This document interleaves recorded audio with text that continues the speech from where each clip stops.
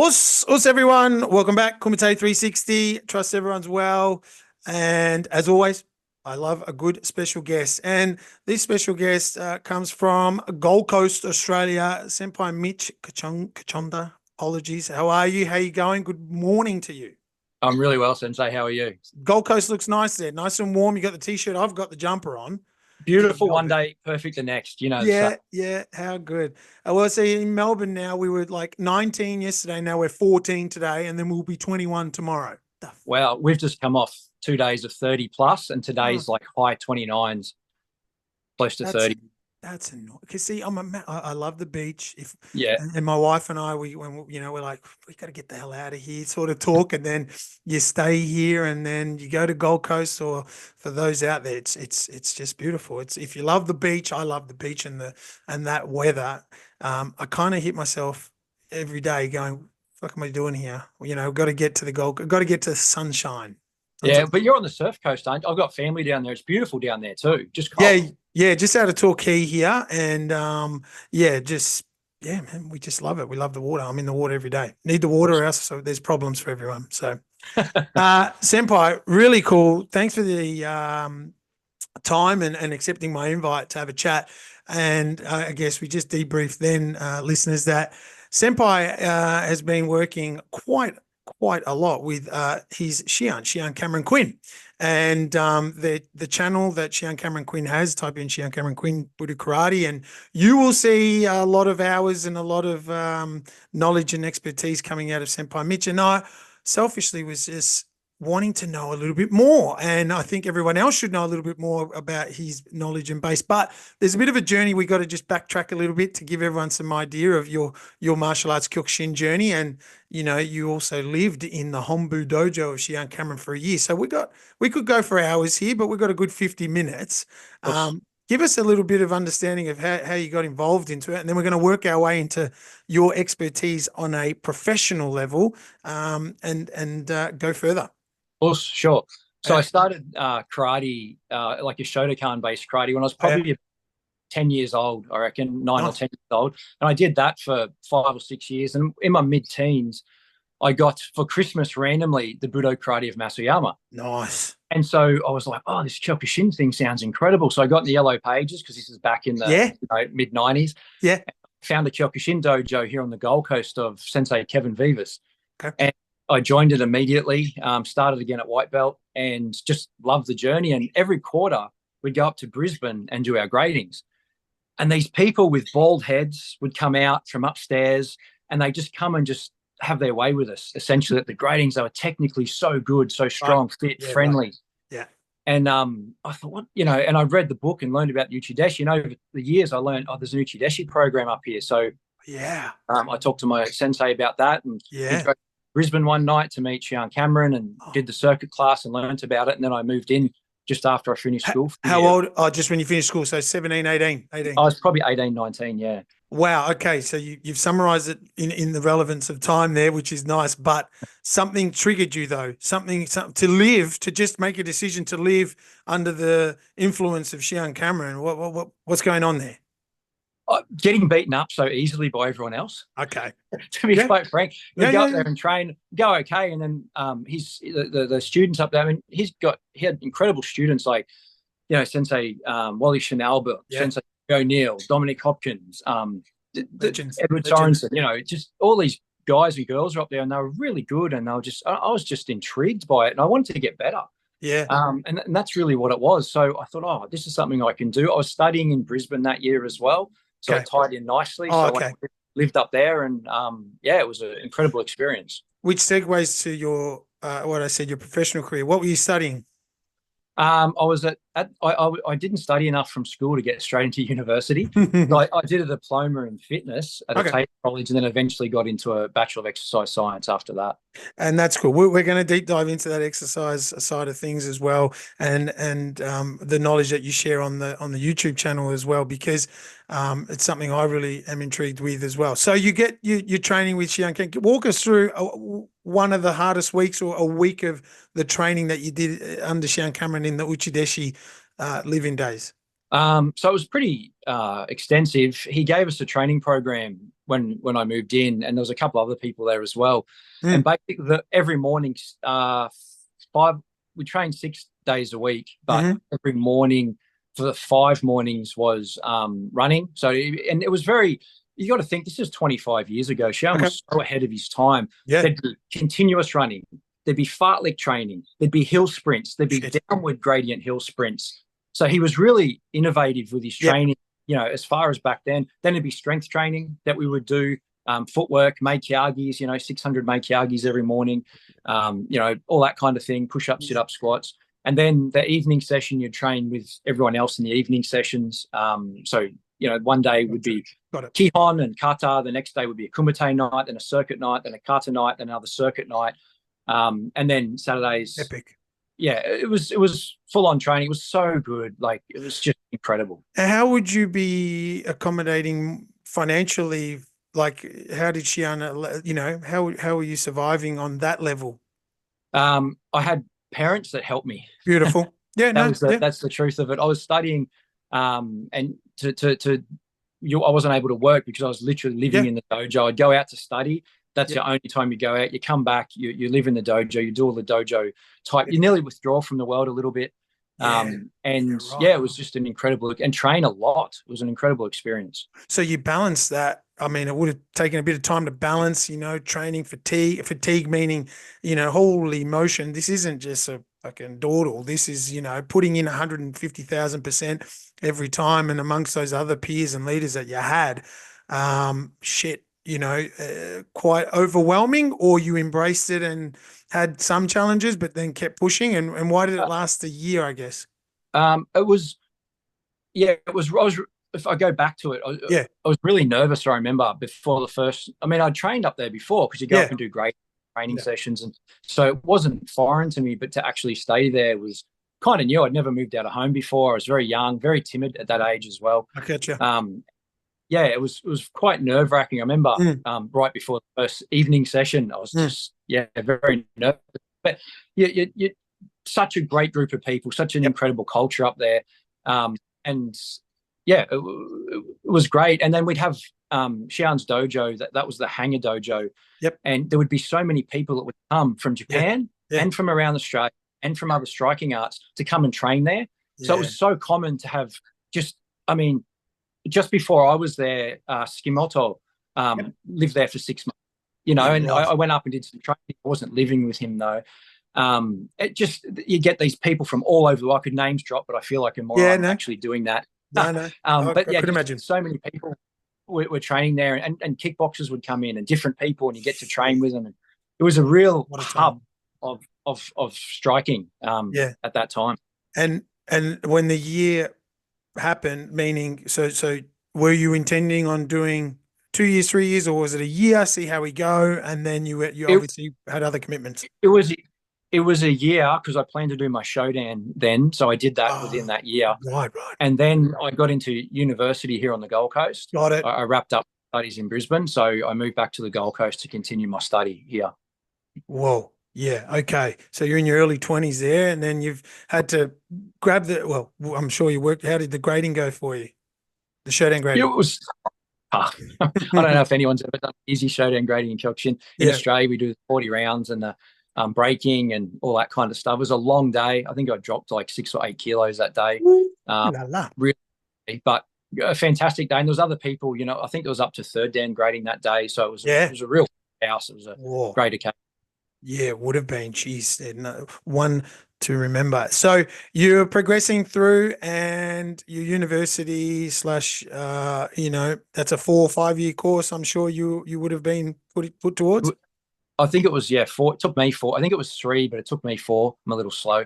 And but while I was at university, I was working at the university gymnasium as well. And because I did a science degree, you do your tutes, your labs, and your lectures. So it was a lot of contact hours per week. This is before the internet largely. So, you have to turn up and do everything. I was working at the gym. And then on top of that, in the evenings, I was going and working with team sports, volunteering as a physical prep coach, doing flexibility, speed work, learning fitness training, all that. And eventually, down the track, turning into my business to be paid. But so it was a really full on time of development professionally. So in not speeding it too much, your title now, what is your actual day-to-day responsibility and role on your professional level? I guess what's called a physical preparation coach, which is, people often call it a strength and conditioning coach. I don't like the word because it believes that strength is more important than the other physical qualities, which is not. And the history of that's interesting, how the acronym came to be. I won't bore you with it, but it's just a physically prepare sports people and people for sport and for life. Ooh. So as those things, as you just gestured, those types of roles, I guess, 20 odd years ago, we're progressing. We're working towards an elite sports. Started professional elite sports in Australia from an AFL biased angle, became professional maybe in 2000, late 99, 2000s, where athletes were full time and getting paid. Awesome. And even from a basketball background, well, when I played in 99, we were, the elite of the elite were getting paid, the Olympics side of things. So basketball was high here in Australia. Rugby was progressing into that area as well. Yeah. So these roles, the role that you're gesturing, you would have been at the forefront. I wouldn't say I was at the forefront, Sensei. I was probably the next tier, if that makes sense. There's definitely people that have been before me, like Ian King, for example, that he probably started the first athlete preparation consultancy here in Australia. Got it. For that, and he was, rugby in the mid 90s, and rugby league, the mid 90s was a Super League war and that kind of thing that went. So, and then I was probably, the next sort of after that. Yeah. You gesture him a lot, and so does Shihan Cameron, Ian King. What influence has he been? For those that aren't aware of him, most definitely look him up. I certainly did when I heard you and Shihan talk about him. He's been a massive influence to you, correct? Oh, enormous, yeah. So he ran the Australian Strength and Conditioning Association for a long time. He's been at the sort of pinnacle of it for the long 40 plus years. Wow. And as at the time we're recording now. And so when I finished my degree, I knew of him because he was training the Wallabies and Brisbane Bullets and, swimmers and all the people. And so I got in touch with him and did some seminars, and he had this coach mentoring program that I went into in 2004, 20 years ago now, 2003 or 4, I can't remember. Yeah. And then I've been part of that sort of ever since. And it's a really intense program that he runs. And it's sort of like the Eastern Bloc approach to training. So the Eastern Europeans and East Germans and Soviet Union do their formal education for X amount of time, but then they go and do their informal education, mentoring with a coach and doing years of like that.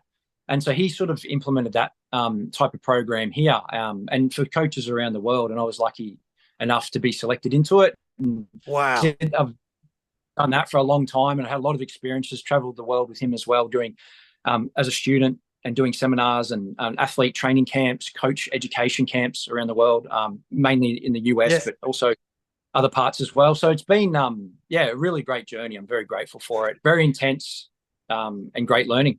Yeah, no doubt. Okay, so that that's a great avenue to share with us in understanding what you've kind of been through, and now we kind of put it together with, and that's the beauty for those that, I mean, if you've been listening to me and you haven't watched Shihan Cameron's channel, you got problems. So you got to do, because I watch it every week, and I say problems as in, when I was coming through, Senpai Mitch, coming through, meaning, again, I try not to sound too old, but 24 years of training, meaning when you got an opportunity to be taught or be in the presence of Shihan Cameron, you kind of, it was the Mecca. It was okay, is he going to be here for a camp? Is he, Melbourne and I mean, we live 2-hour flight away, but it's not like you get to see him, each day or each week like you do. It was very rare. I was fortunate in my Shihan Billy is good friends with him, and then out of certain times when Shihan Cameron would be doing work duties, he would be in Melbourne, and then he would pop in. And it was like, oh, awesome. And he'd, in a 1 hour, 1.5 hour, hey, yeah, I'll take a bit of, the class and I'll help you with some things. And then bang, there goes an hour and a half. And you're like, what the fuck?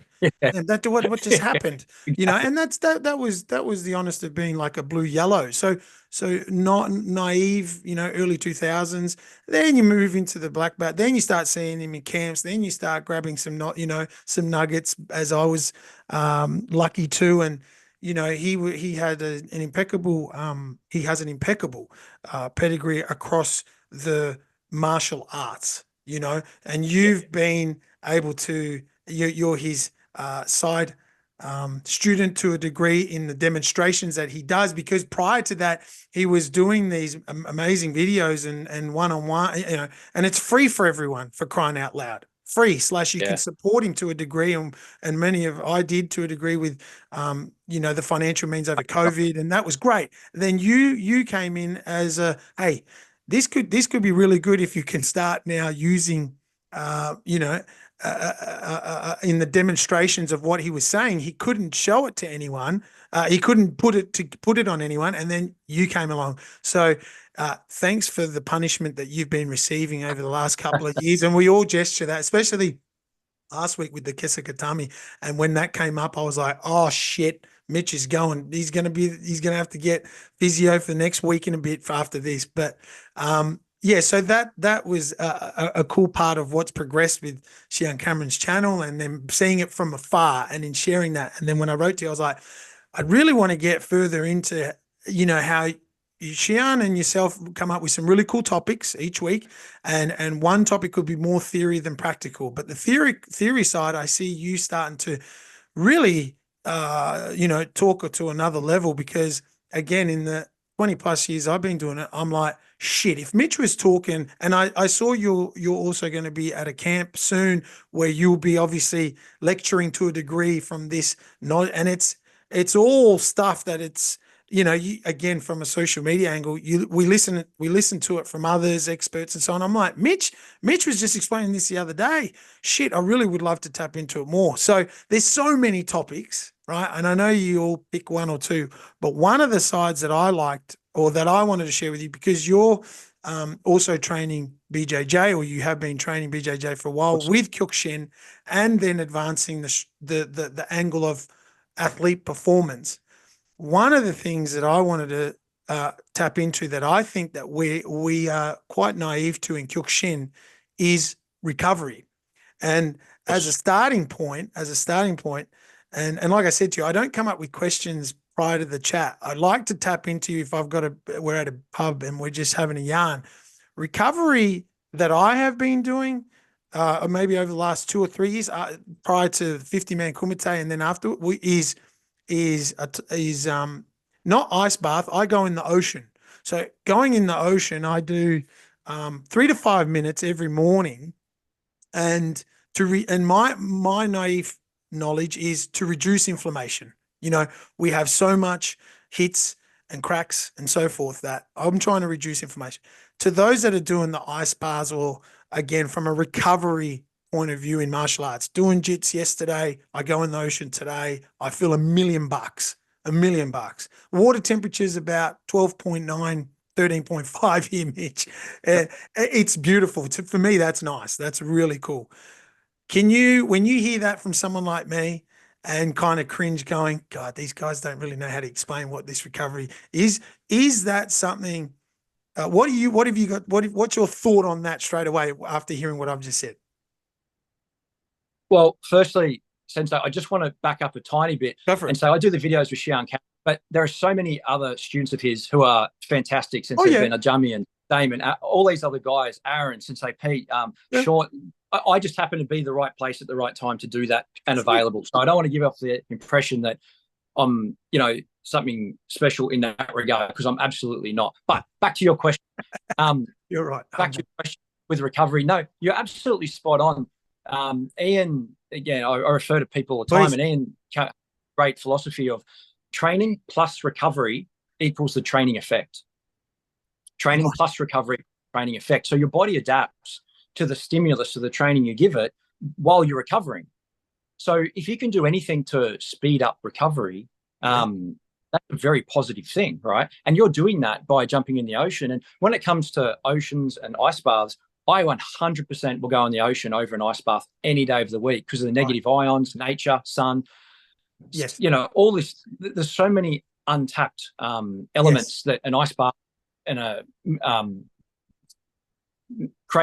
man-made created environment just don't come close to, apart from water temperature, right? That's all they can manipulate there. So what you're doing, Sensei, to me is far superior to any ice bath. That said, ice baths are fantastic. Yes, yes. And it really comes down to short exposures of doing things that you don't want to do for the body. So in warm countries like here in Australia, yes, we generally tend towards ice baths because we live in a hot climate and culture.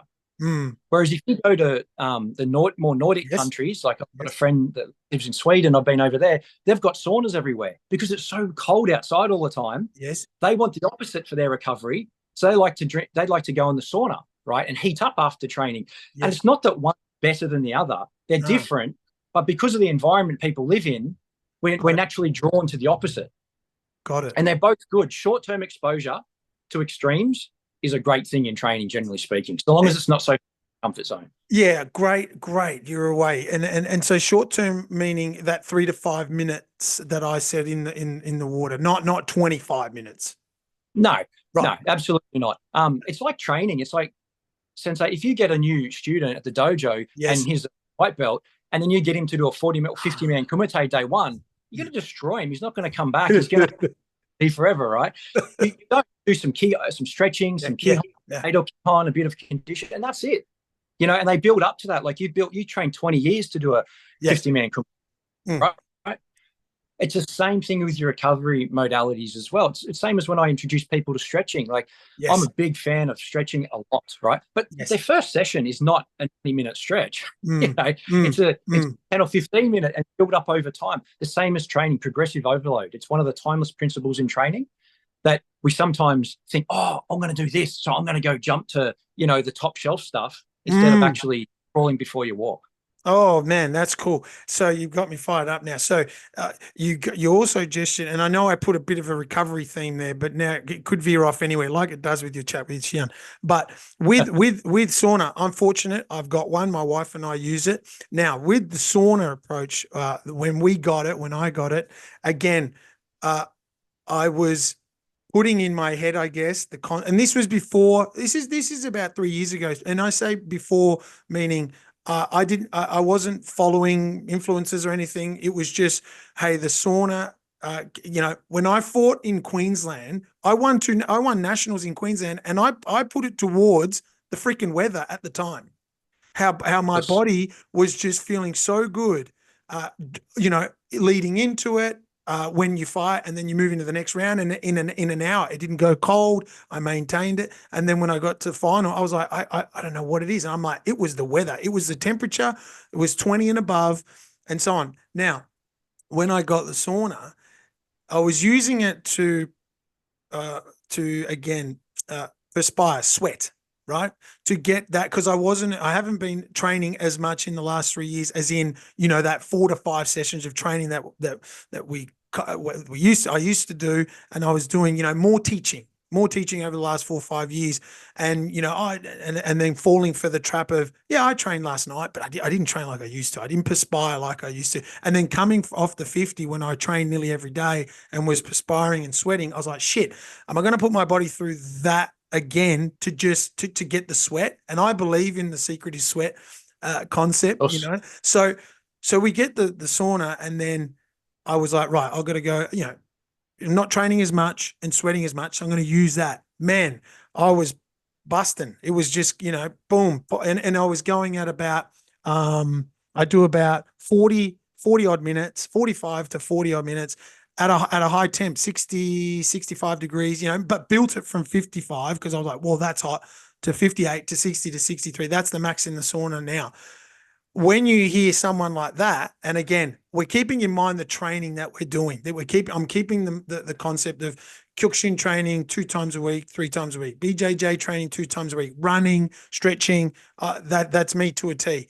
When you hear sauna from a 43-year-old, how do you feel I should be using it? Does that sound about right? Or and I'm not doing ocean then going into sauna. I do sauna evenings before I go to bed. Of course, yeah. No, I think you're using it fantastically. There's some good research and data that has come out showing that people who use sauna a little get great benefits, but those who use it more frequently, as in daily, 5 to 7 times a week, you've probably seen it as well, get even more benefit from an all-cause mortality point of view. You know, it's like a very mild cardiovascular activity. It can muscle mass a tiny bit, blah, blah, blah. So, I think you're using it fantastically. And I encourage everyone to use, you know, ice baths or all this kind of thing for recovery. But I will say one thing, they all pale in comparison to a training program that is written for you. So you're really training. And secondly, sleep. Sleep doesn't get the attention that it deserves because it's essentially free. Anyone can do it and people don't make money off it, right? I mean, Sleep's selling some stuff at the moment, I believe, but generally speaking, there's not a big economic model behind sleep. But if you can nail down your sleep quality and sleep quantity, it is a game changer when it comes to recovery. We just don't hear about it as much because I can sell you an ice bath, I can sell you a sauna, I can sell you a massage gun and that kind of thing. I'm not putting them down. No. I'm just putting in terms of a hierarchy from what actually matters, because you can do this little test. You can not do any stretching, ice bath, sauna, or anything for a week. Tell me how you feel. Don't sleep for a week. Tell me how you feel. Oh yeah, fuck no. Yeah. So yeah. And when it comes to, you know, you can do things as well as like have sleep snacks, you know, like I think they call it these days, but it's common with programming your athletes and so on that you, in their training plan, you put an afternoon sleep in for 20 or 30 minutes because they need to recover before their evening session. I mean, this is an inbuilt part of good training programs, but I just don't see it get the value it deserves. Wow. You know, you got my brain ticking. I appreciate this. So now with a training program, right, as you gestured, now, let's talk to the listeners here in regards to, you know, I put a topic up of a conversation, which was martial artists. You know, there's different types of martial artists and I put the concept of Kyokushin, right, and even BJJ. So you got the one that wants to compete, you know, and do you want to compete? Meaning, you know, you're youthful, you're ready, you're going for the state nationals, you know, like you would have trained for in Kyokushin and so on.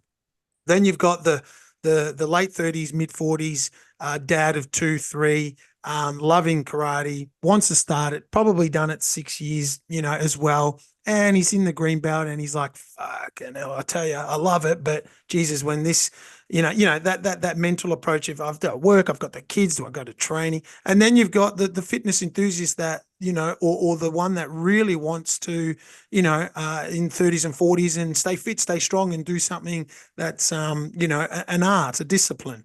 Now, what I'm alluding to here is there's each of these different, they're the three ones that I like to bring up, you know, that I'm common with. And then we talk about, you know, hey, you got to stretch, you got to recover, you got to be careful, you got to get your sleep, you got to get your rest. How have you seen this over your time because of the knowledge that you've got, right? And then you going into training in Kyokushin and BJJ, how did you accommodate the knowledge that you've got, right? So you've got all this, you know, day to day, and then what's something that you would have changed or would like to see a sensei, hey, if you, with your students moving forward or going here in Kyokushin, because 80% of the time is there, you guys, are you pushing stretching, sleeping? Are you meaning because of your expertise when you get a chance? So when you're going to be talking at the camp, I'm not going to tap into too much of it, but in sharing with those that get the opportunity to go to the camp where you're going to be speaking, what are some of the key things that as a martial artist that are there that fall in these three different types? And I know you would split them up. You would be like, well, this one suits that because you're very detailed with it. But what are some of the key things that you would be telling us and the chance you've got now? Hope that made sense. No, absolutely. There's a old school thing called the training triangle, right? Got it. Cool. On one side is nutrition, one side is training, and one side is sleeping, eating, training, and sleep or nutrition. And you want to make sure that they're all divided into thirds. So each third is solid. So if your training is solid, but your nutrition is poor and your sleeping is poor, you're just not going to optimize your performance. I don't care who you are, where you're from, what you're in. You need to address these things. And some of them become more important as our goals change and we go through life. So when you're young, Shihan Kem always says that his sensei, Frank Everett, used to say, whip the body while it's young.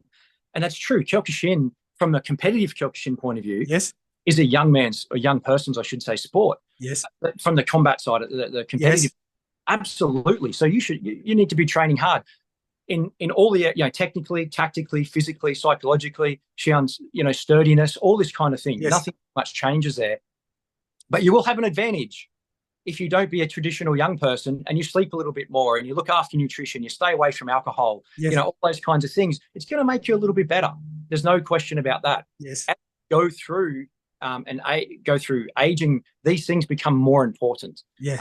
If you look at a baby, you can grab a little child. I mean, you've had kids, you can put their legs behind their head, no worries. But if you get grandma, she can be her toes anymore, because as we age, our connective tissues naturally dehydrate and tighten because they're viscoelastic in nature. So what that means is, as time goes on, we've got to change our training a little bit to be more on the recovery, flexibility, massage, tension side of things.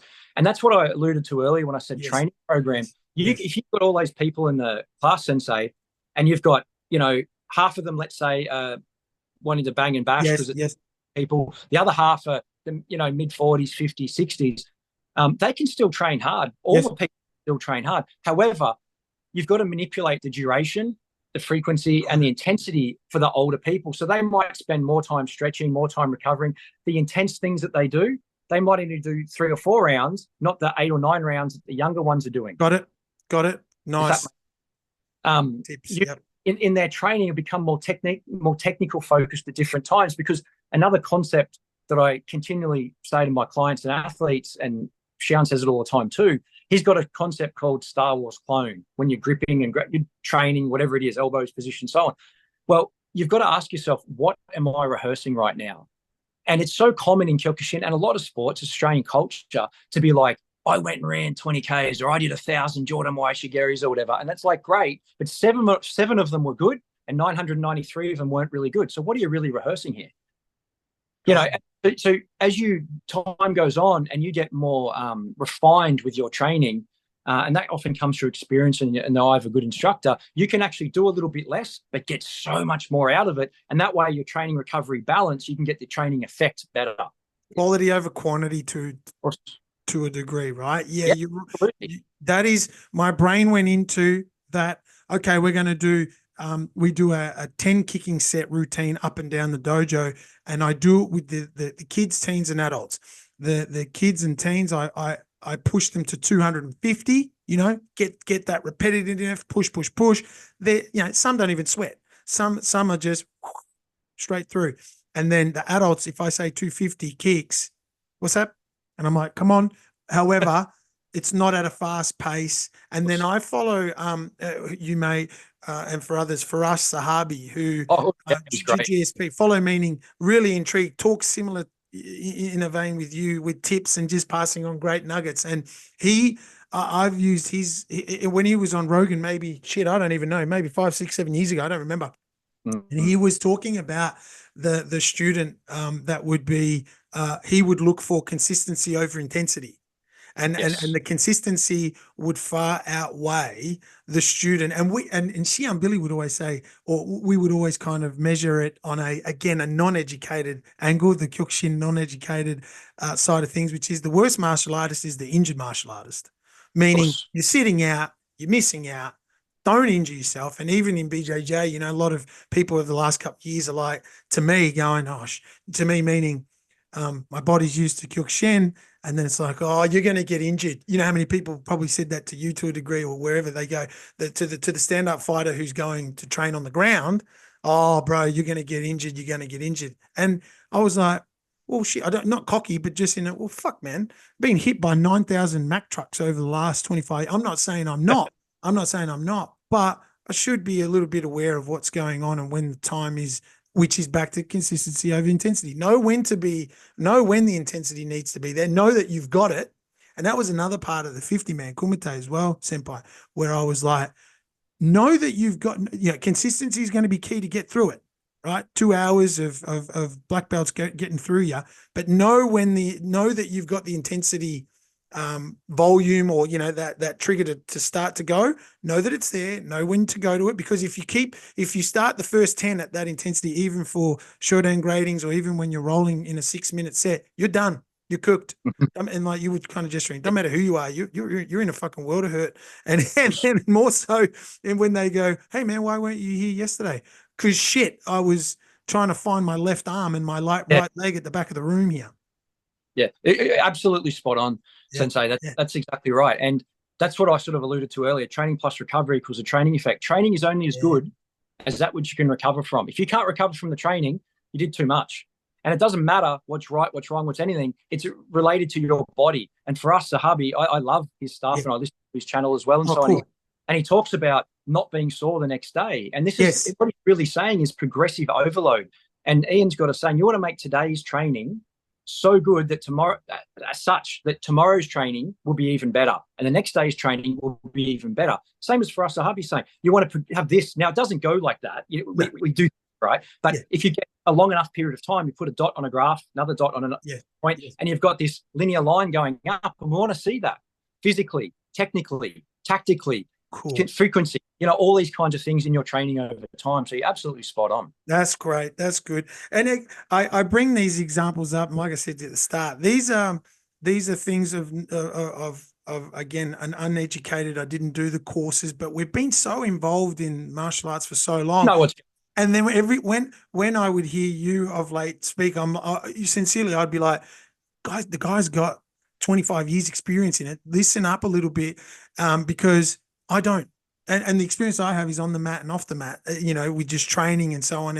But this is cool to tick a couple of things off with you as well, and understand them a bit better. So I appreciate it. I think Sensei, just quickly, so many athletes and people, because they haven't got a formal education behind them, sometimes second guess themselves. But I'm not a fan at all. In fact, it's gone too far, a lot of the formal education, where you've got people that will get masters fees that will sit in like an academic ivory tower. Not everyone, please don't get upset at me, but a lot. They're on the computer doing stuff, but they're not on the field stretching. They're not on the field strength training. They're not on, doing these things without getting the feedback and the data process. And that's where you learn so much. And that's the beauty of the physical arts that are martial arts. You learn so much. Yeah.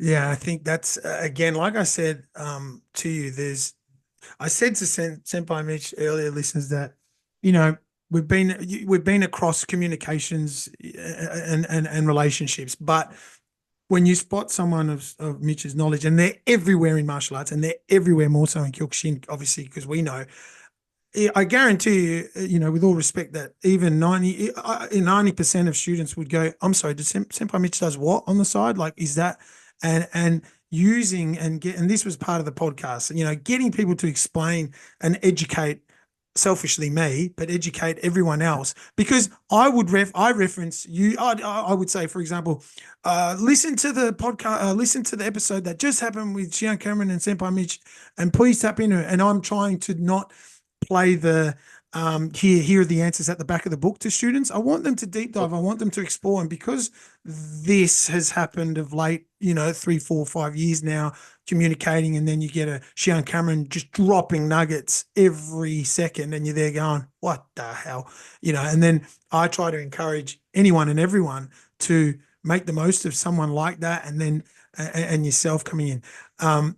So what is another thing that's popped into my mind now, and what I was alluding to with yourself, because you've done the cross training. So now I'm in a cross training environment, which I'm loving and fortunate because of time and again, my body holding up with what I guess the training that I like. It's like, I like, meaning there's some people that go, yeah, I train, and then I go, are you training?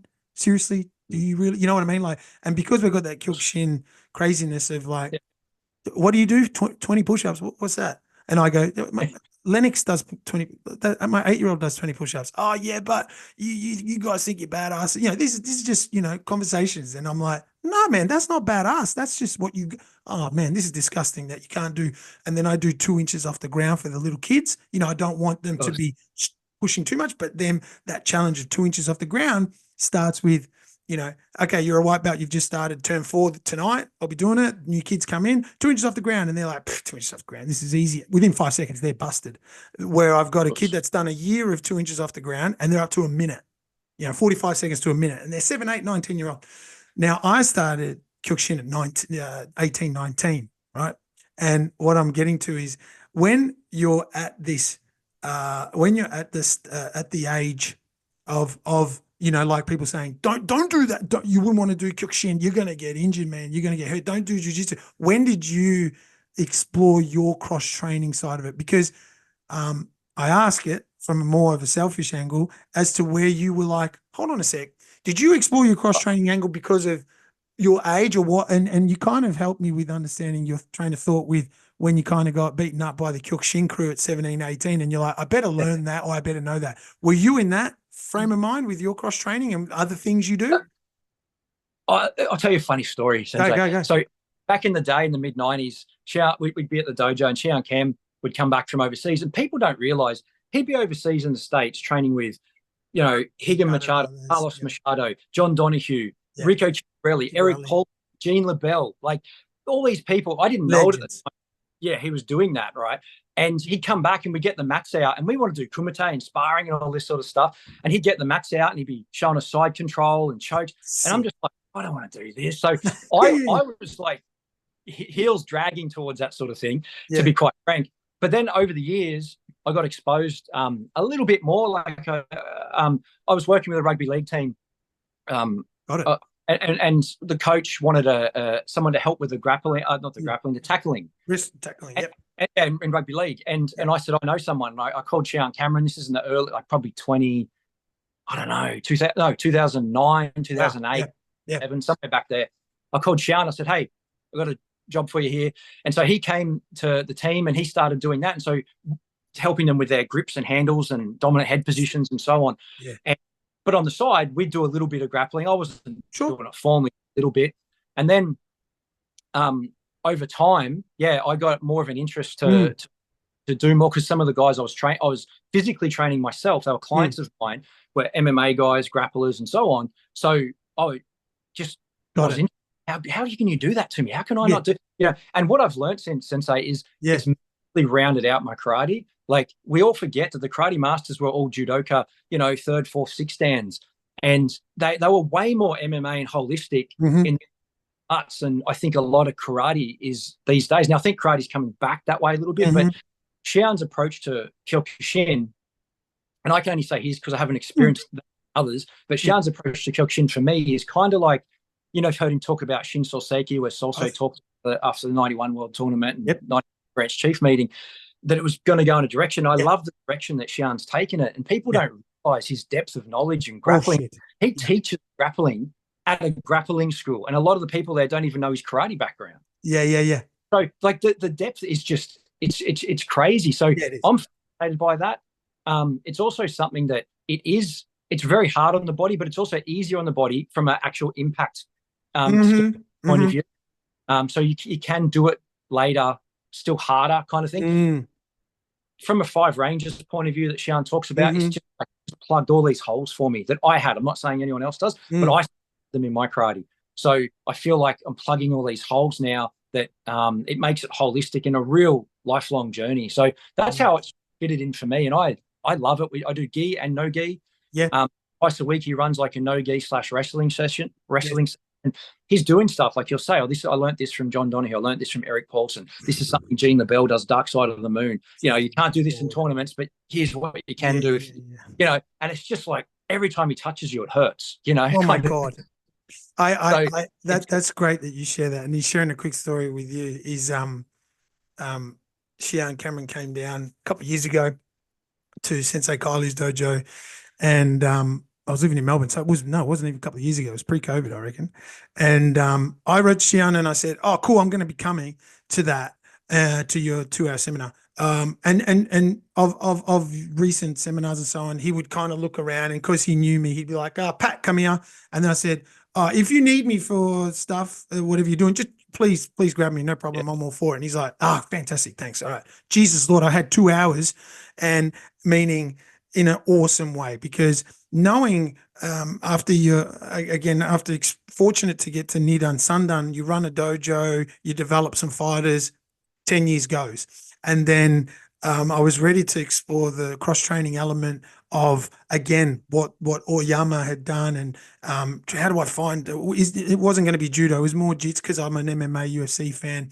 And then other Kyokushin, Shihan Cameron, Peter Rich, and others were Shodans, black belts to be in BJJ. I'm like, I'd love to head down. I was influenced a bit more, But when Shihan Cameron started to show that sort of stuff that you're getting smashed with on the videos, that was amazing. That was fantastic. And again, it complements, like you said, the holistic side of my next chapter as fourth to fifth was to again use respectfully and acknowledge Shihan Cameron's ways of, I can't get the hours and the years of being taught by the GOAT, Gene LaBelle and JD and all these legends, but to use the influence of what Shihan Bobby Lowe with Goshin Jitsu.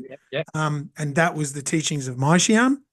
And then assessing the last part of the range, which is the most dominant range, as Shihan would say, is the ground, once you get to the ground. So what's been a blessing in disguise has been the free chiropractic support that the black belts give me at BJJ. It is fucking unreal. Like I'm seriously, maybe someone will go, hey man, your back is no good, but I feel amazing every time I just hear and I go, thanks for that. And they're like, wow, what was that? And I'm like, you've just saved me $90, so I'm good. Let's keep going.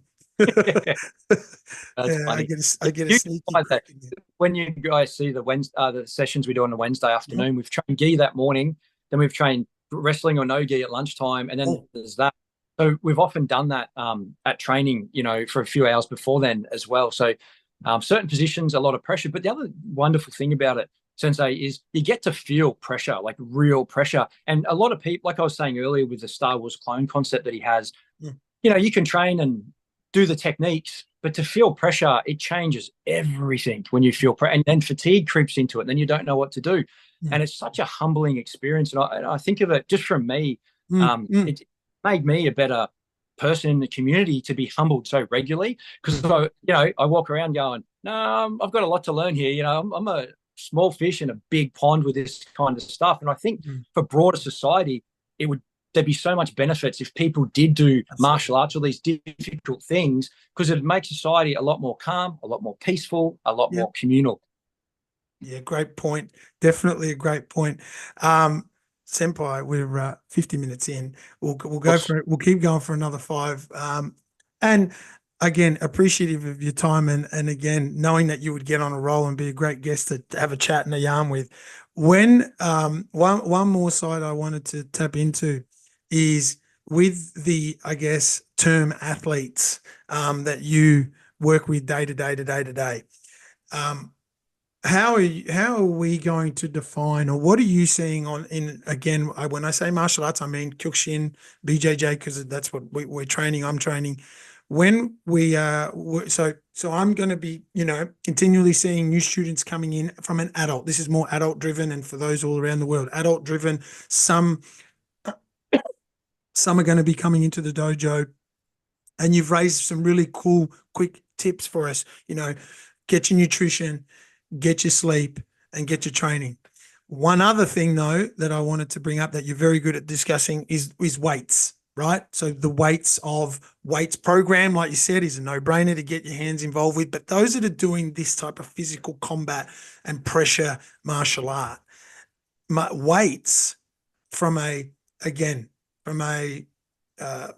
adult, male, female, that go, I'm hesitant in doing Kyokushin, I'm hesitant in doing BJJ, or I do Kyokushin and I do this other martial art, kickboxing, whatever. Weights is what type of percentage importance to maintaining this type of training, this type of future in the journey of a martial art? How do you answer that? Yeah, it's a really great question, Sensei. It's a double-edged sword question, to be quite frank. Oh, yeah? So what I mean by that is a good strength training program is an absolute necessity for life. The benefits on bone density, retaining as you get older, increasing intramuscular, phosphate stores, being able to force, all this kind of stuff, right? But a lot of strength training programs aren't worth the paper they're written on, unfortunately, from a balance point of view. So we see a lot of messed up people doing messed up training programs. Then they go into specific training, like martial arts training, for example, and they end up injured and they wonder why. So the number one thing, I'll say it this way: stand in a mirror, look in a full length, look at the muscles that you can see, your chest, your biceps, your quads, your hip flexors, and so on. You want to stretch those muscles a lot. This is just a very generic advice for the world, right? Yeah. Then notice the muscles you can't see: your calves, your hamstrings, your glutes, your posterior chain, your lower back, your upper back, spinal erectors, and so on. You want to strength train those muscles with priority.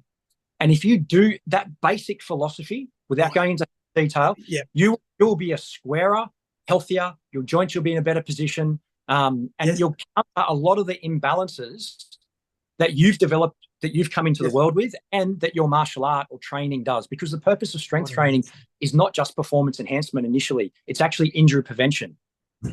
But what we're seeing now is 20 years ago, you'd get a young athlete, say 20 years old, and we call them a clean skin. They hadn't done any strength training, right? So you could give them great training and they go on and do good things. Today, if you get a young, 20-year-old or 25, 30, they've all been exposed to some sort of strength training, usually poor influence. And you've got to reverse the damage that they've done for a couple of years in order to get on the right path.